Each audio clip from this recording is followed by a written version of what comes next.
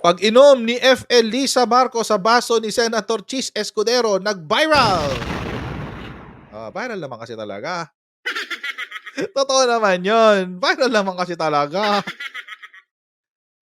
Trending ngayon sa social media ang video clip ng pag-inom ni First Lady Liza Marcos sa wine glass ni Senate President Chis Escudero.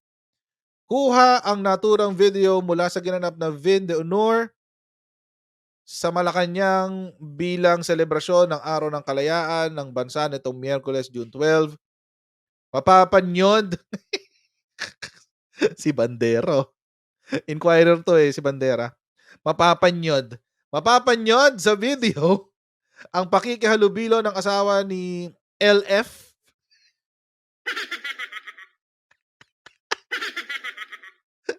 Ano ba, Bandera? Ayusin mo naman 'to.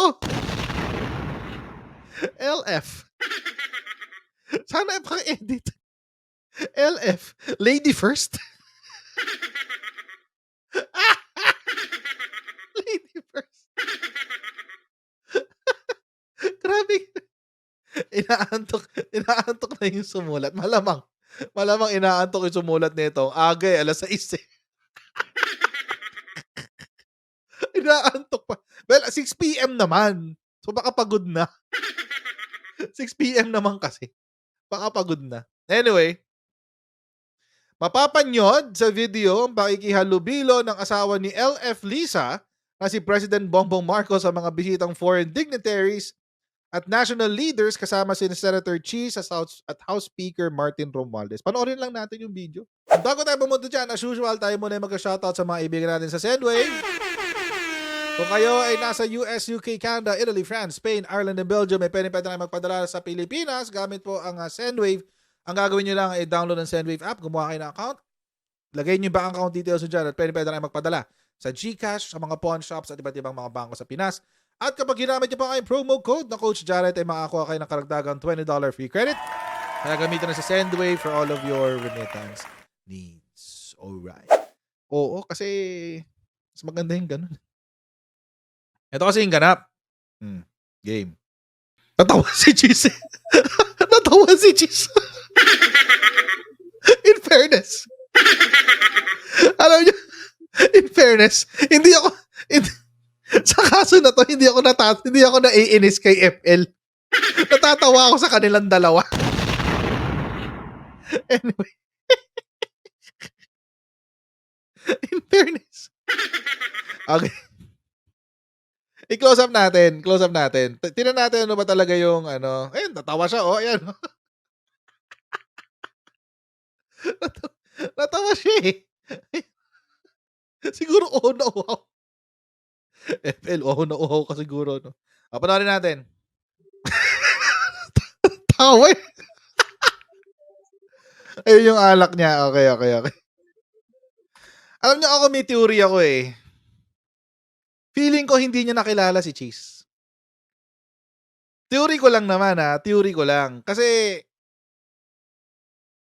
tignan nyo pansinin nyo dito Theory lang to hindi naman to confirmed. Feeling ko hindi niya nakilala si Cheese. Si SP. Kasi, hindi niya pinansin. Tignan nyo, hindi niya pinansin si Senator. Si SP. Tignan nyo Hindi niya pinansin. Ulitin natin sa kanila natin tutok. Lumingon ba siya kay Cheese? Hindi. Hindi siya lumingon kay Cheese. Ang pinansin niya si Martin. Hindi nga kinamayan nilampasan lang eh. Nilampasan lang eh. Tapos, ang kinamayan ni Cheese, si PBB, nakaabang si Cheese nakaabang siya kung papansinin siya o hindi. Nakaabang siya, ayan kung papansinin siya o hindi. Tapos, di ba hindi siya pinansin? Tinalikuran siya eh. Tapos, ang pumansin kay Senator Cheese, si PBBM. Ayan. Eto pa. Okay, sige, game. Eto, panoorin pa natin. So, nag-uusap na si Martin saka si FL. Tuloy natin. Hindi siya nakatingin kay Cheese, kinuha lang niya yung alak.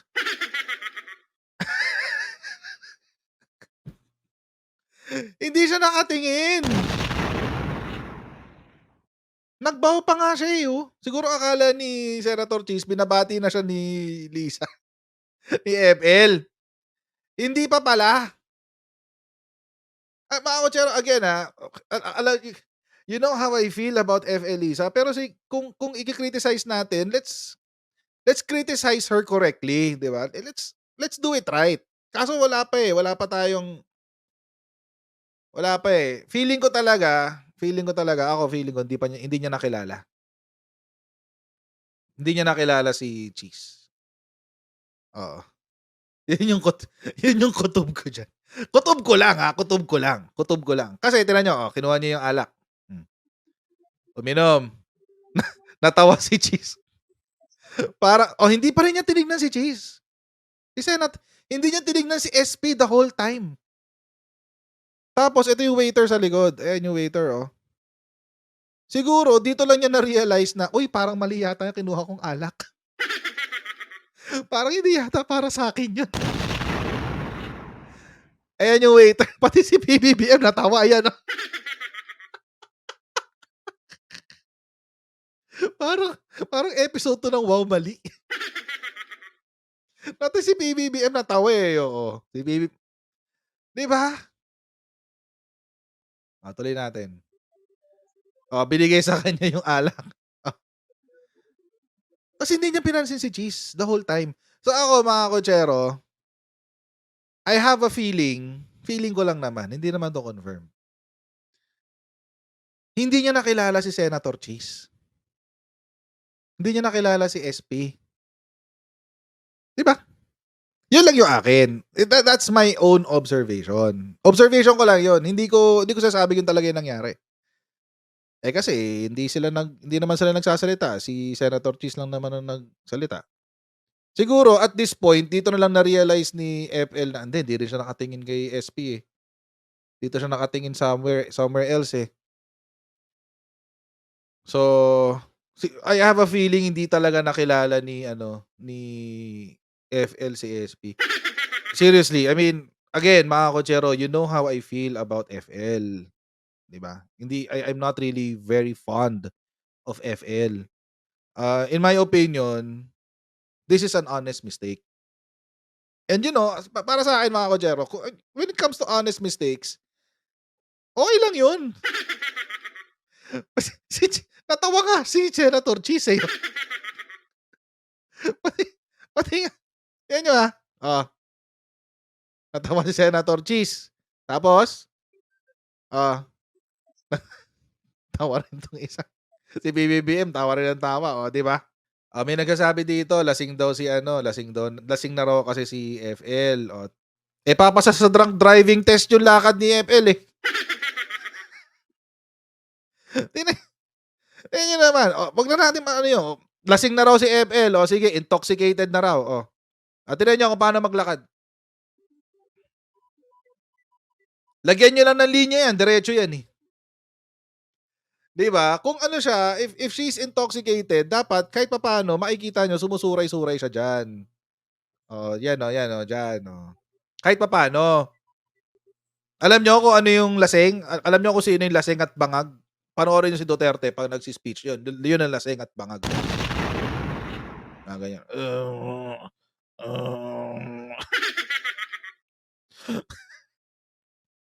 Putangina, Marcos adik. Putanginang Marcos adik yan. I hate drugs. Brut, brut. Yan ang kapag si Digong nagsi-speech, yun ang bangag. Naka-fentanyl yun, eh. Bangag yun, naka-fentanyl yun, eh. As far as Senator Cheese Escudero is concerned, um, I think it was an honest mistake. Hindi So, si FL, ako lang, personally, and again, uulitin ko kahit mabwisit yung mga ibang tao diyan sa baba, I'm not really fond of FL. Pero, if we're going to give her hate, sana deserve niya yung hate, 'di ba?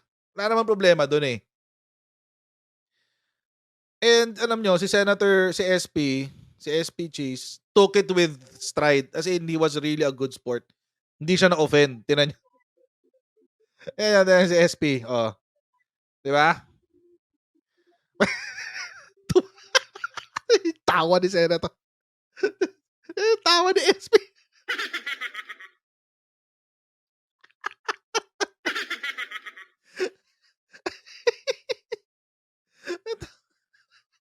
Tawa ni SP diyan. He really took it with stride. I mean, he was a good sport. Hindi siya na-offend, hindi siya napikon, 'di ba? Siya nga yung inagawan ng ano, eh, ng alak tapos ang nagagalit mga DDS. Ano ba 'yan? Siya na siya na nga yung kinuhaan ng alak tapos ang mga nagagalit DDS. Ano kayo?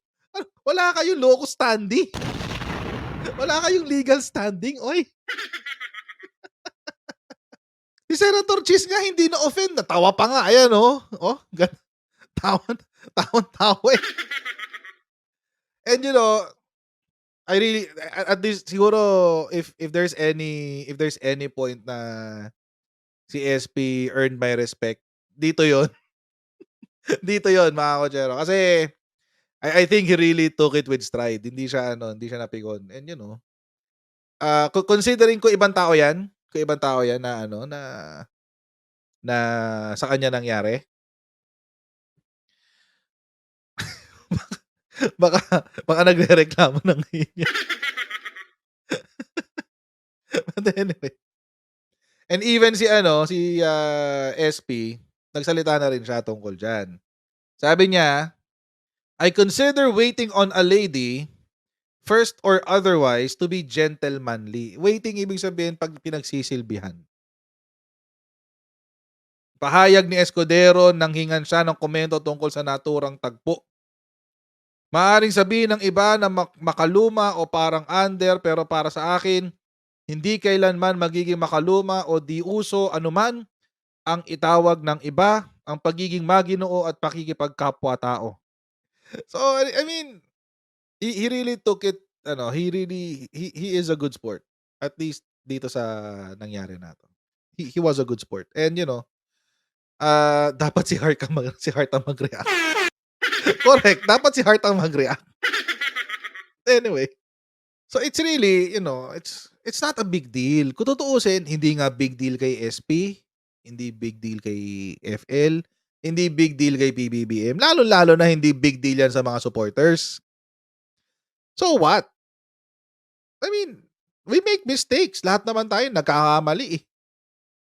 Nagkataon lang yung pagkakamali ni FL is kinuha niya yung baso ng ibang tao.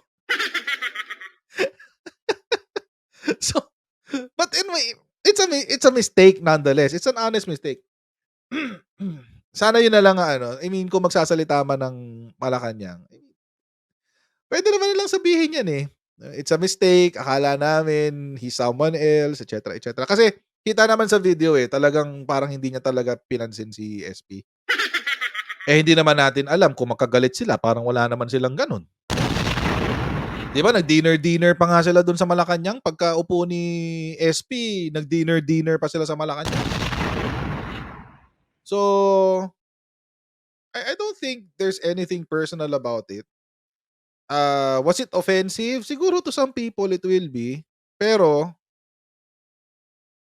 kung ma-o-offend ka, siguro mas may karapatan ma-offend si Cheese Escudero. Eh, tayo ngang mga ordinaryong tao 'pag tumatagay tayo isang baso lang, eh, 'di ba? Si 'pag kapag nagiinuman, oh, mapababae, mapalalaki ang kasama mo. 'Pag tumatagay ka, isang baso lang kayong lahat, 'di ba? Salin-salin laway, 'di ba? I mean, ba't tayo pero kasi siyempre may mga ibang tao na feeling feeling alta, 'di ba? Sabi, "Ba yan? parang walang breathing, et cetera, et cetera. So, hayaan na natin sa kanila 'yon. Let's give it to them. So ako in my opinion, si FL should have been more gracious about it. I mean, kung honest mistake, edi admit it's an honest mistake. Wala namang mawawala sa kanya, eh. Okey lang naman 'yun. Pero ako mga kotsero, nakakatawa lang yung reaksyon ng DDS kasi talagang they blew it out of proportion. As in, sabi ko nga, making a mountain out of a molehill. Galit na galit sila diyan, pinagtitripan nila si FL diyan, si Lisa. Pero mukhang nakakalimutan nila na merong ginawa yung prinsesa nila. May ginawa yung prinsesa nila na ito violation talaga 'to. At least kung meron man na-violate si Lisa, si FL, it's only social graces. Social graces lang, 'di ba? Etiquette, social graces, 'yun lang naman. Wala namang nakukulong dun. Hindi naman 'yun na violation ng isang tawagin na nating memorandum circular, first. Pangalawa, si FL wala naman siyang mandato. Si Lisa wala siyang mandato. She's not the president, she's not the Senate president, she's not the House Speaker, she's not a congressman, she's not a senator, she's not even a governor, she's not a mayor, she's not a barangay chairman, she's not a konsehala. Wala siyang mandato. So bakit kini-criticize si FL, si Lisa? Ba't siya kini-criticize? Kasi ang gusto lang talaga nilang i-criticize etong si PBBM. Siya lang talaga ang gusto nilang i-criticize diyan. Ba't nakatalikod ka, Mr. President? Harap ka naman. Si PBBM talaga ang gusto nila i-criticize. Kasi siyempre, si First Lady is an extension of the President. So, kung paano nagbe-behave ang First Lady, usually, ganun din nagiging reflection yun ng Presidente. Kaya nga sabi ko nga kanina, if there's any fault na nagawa ni FL dito, it's just a lack of social grace siguro. That's about it. And walang ano dun, walang na-violate na kahit ano. It's only a social norm kumbaga. Social norm lang 'yan. Wala kang ibang na-violate diyan. Pero ito isang papakita ko sa inyo. Bakit ayaw nilang pansinin? Kasi akala nilang linis-linis nila, eh. Panoorin niyo 'to. Saktong-sakto sa Independence Day celebration ang paglabas ng Memorandum Circular ng Malacanang para imandato ang bagong Pilipinas Hymn at ang bagong Pilipinas Pledge. Sa mga seremonya kanina ng Araw ng Kasarinlan, pinatugtog ang nasabing kanta at binigkas ang bagong panata. Medyo mahirap lamang po sundan ang kanta. Kailangan talaga magaling ka sa videoke. Pero ang kapansin-pansin sa Independence Day celebration na pinangunahan ni VP Sara Duterte sa Davao City, hindi pinakanta ang bagong Pilipinas Hymn. Narinig niyo 'yun? Ulitin natin. Duterte sa Davao City, hindi pinakanta ang bagong Pilipinas Hymn. Alam niyo ba na 'yan ay violation ng Memorandum Circular? Coming from the office of the President. Ulitin ko. Ulitin natin, ha. Ulitin natin. Baka kasi hindi niyo narinig yung sinabi ni Ed Langaw. Independence Day celebration na pinangunahan ni VP Sara Duterte sa Davao City, hindi pinakanta ang bagong Pilipinas Hymn.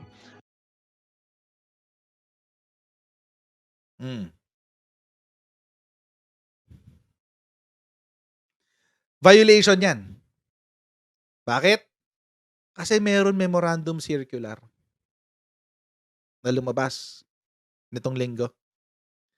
To further instill the principles of the Bagong Pilipinas brand of governance and leadership among Filipinos, all national government agencies and instrumentalities, including GOCCs and education institutions such as SUCs, are hereby directed and LGUs are hereby encouraged to integrate the recital of the Bagong Pilipinas Hymn and Pledge in the conduct of weekly flag ceremonies subject to existing laws, rules, and regulations. Eto papansinin ko 'to. Bakit? Kasi this is an yung ginawa ni Sara doon sa Davao is an outright defiance of a presidential memorandum circular. Mag-resign ka na DepEd Secretary, Sara. Umalis ka na diyan. Kung hindi ka rin lang naman susunod sa presidente, umalis ka na diyan. Hindi ka namin matatanggal na vice presidente. How we wish we can do that. Hindi ka namin matatanggal. The only way we can remove you is by impeachment. Pero at least as DepEd Secretary, lumayas ka na diyan. Simpleng memorandum circular, hindi mo masunod. Alam mo mga kotsero, ito lang yung akin. Ito, pinag-uusapan din namin ito ng misis ko kanina. Sabi ko, pinag-uusapan nga namin yung yung hymn. Tapos ito, pinakinggan namin tong kay Ed Langaw. Tapos may sinabi kasi dyan si Ed Langaw, ang sabi niya, wala naman daw masama dun sa hymn. Wala naman daw masama. At hindi naman daw political yung hymn. Pero ang kinakatakot daw nila, yung mga dilawan, ang kinakatakot nila, baka in the future, maging political na siya. In the future. Hindi pa naman ano yun. So, wala pa pala kayong actual case or controversy. So, wag natin pag-usapan. Ganun lang naman kausap. Ganun lang naman kasimple yun. 'Di ba? Kung wala namang actual case or controversy, wag na natin pag-usapan. Kasi baka lang naman daw baka gamitin for political purposes in the future. Saka na natin problemahin 'yan kapag nandiyan na, kumbaga. Kasi wala ka namang actual case or controversy. Pero mga kotsero, hangga't effective yung memorandum circular, sumunod ka. Kasi that memorandum circular was signed by Secretary Lucas Bersamin by the authority of the President of the Philippines.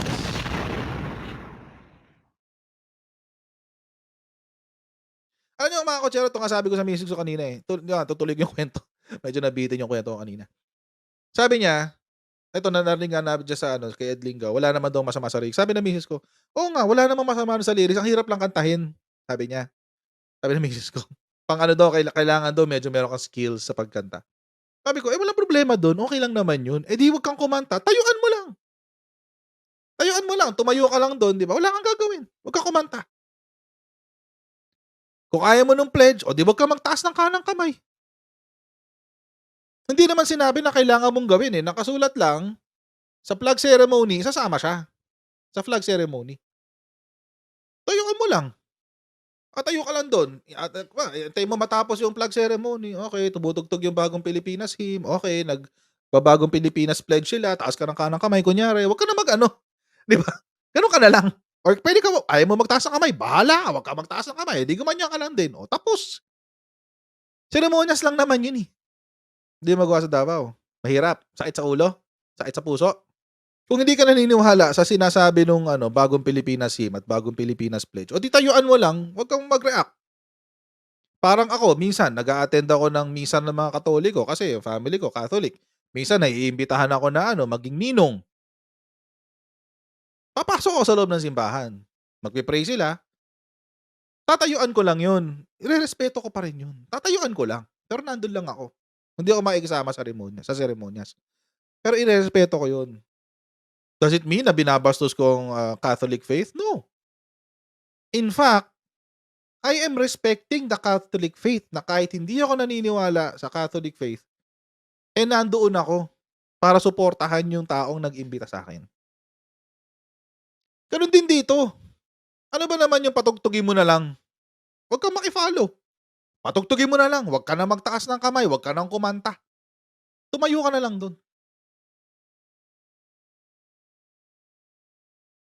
At the very least, follow the minimum requirement of the memorandum circular. Yun lang. Sundan mo lang yung minimum requirement ng memorandum circular. Wala ka na ibang gagawin. That's it. Sabi nga ng boss ko sa akin before, may mga pagkakataon na hindi mo talaga marerespeto yung taong nakaupo. You cannot respect the person na nakaupo. But at the very least, respect the office. Kung di mo marerespeto yung taong nakaupo, irespeto mo yung opisina ng tao na yun.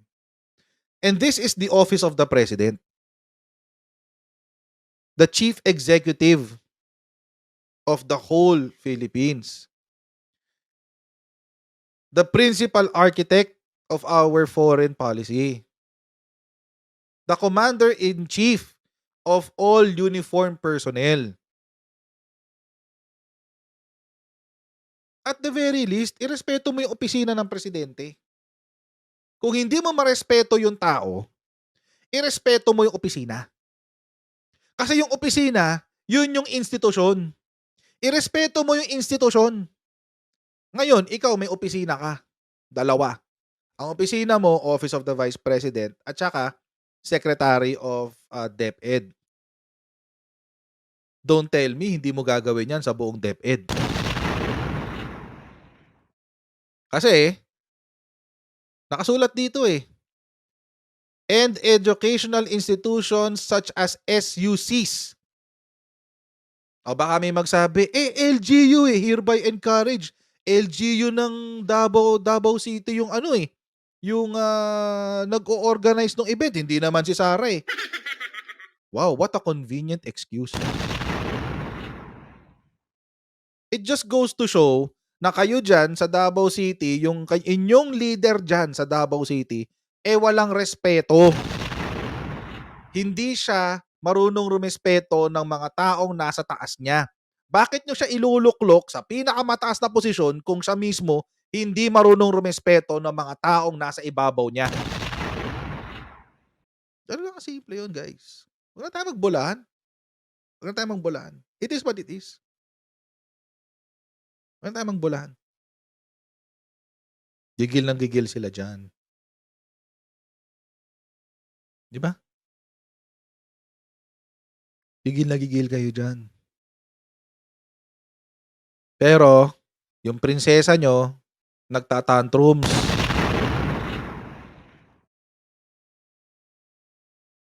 Gustong maging presidente, pero walang disiplina ng taong kayang sumunod sa isang presidente.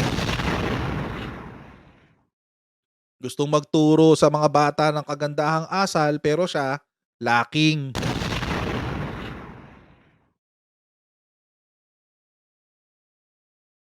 Gano'n lang naman kasimple yun eh. Sa akin gano'n lang kasimple yun, mga kotsero. It's black and white.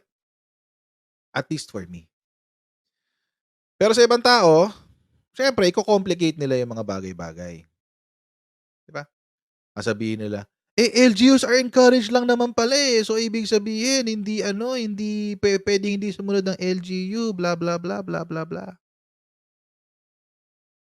But it also goes to show how impertinent the leaders are in these LGUs, how impertinent these leaders are in their respective LGUs. Nagde-demand sila ng respeto sa ibang tao pero hindi sila marunong rumespeto. Gano'n pala yun. Simple lang naman yun eh. Hindi mo kailangan kumuha ng baso at inuman yung baso. Tatayuan mo lang. Titiisin mo lang yung mga 5 to 10 minutes na maikinig ka sa music at magpe-pledge ka. Hindi kayang gawin. Hindi kayang gawin. Gano'n pala yun. Oo. Gano'n pala yun.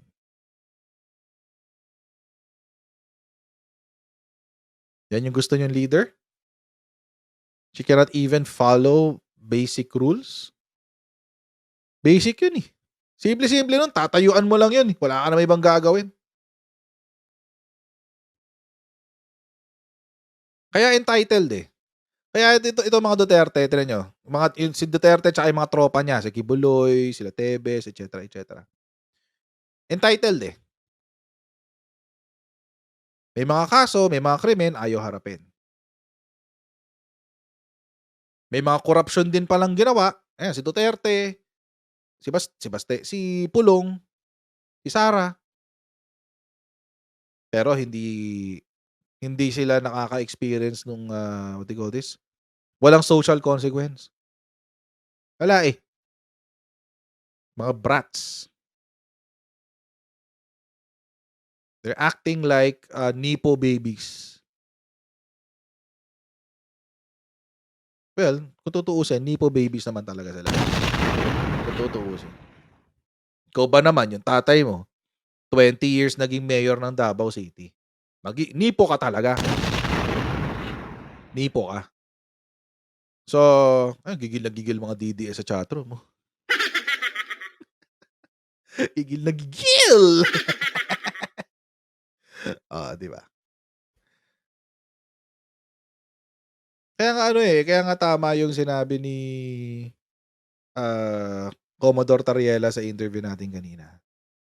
Tama yung sinabi niya. Let's choose well. Let's choose better sa 2025. Let's choose better sa 2025. Ako walang problema, sige. Kung gusto niyo i-bash si FL, si Lisa Marcos, okey. Pero para sa akin mababaw 'yun. Pupunahin niyo kung yung pagkakamali niya sa kanyang social graces. Mababaw lang 'yun. Wala 'yun. Yung kay Sara, yung pambabastos niya sa memorandum circular ng Office of the President. Walang social cost 'yun? Or hindi ba social cost? Walang social consequence 'yun? Bigyan natin ng social consequence, guys. Let's make sure na sa 2025, kasama ng mga dilawan, idali na natin sila sa inodoro. Tapos sa 2028, isama na rin natin sa inodoro si Sara. So, mga kotsero, hanggang dito lang po muna tayo for today's video. At maraming po salamat sa patuloy na pagsuporta sa ating channel. Huwag niyo pong kalimutan mag-like, mag-share at mag-subscribe sa ating Coach Jared YouTube channel. At pa-follow tayo sa ating Facebook page para lagi kayo updated sa mga ganap. Jared Pulido po ang pangalan ng aking Facebook page. And I'll see all of you in our next live stream. God bless. See you next time, guys. Bye.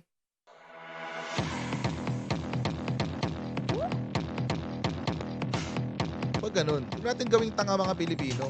Mas maganda kasi nasa lugar ka ng tama kaysa yung pinipilit mo yung pagkakamali.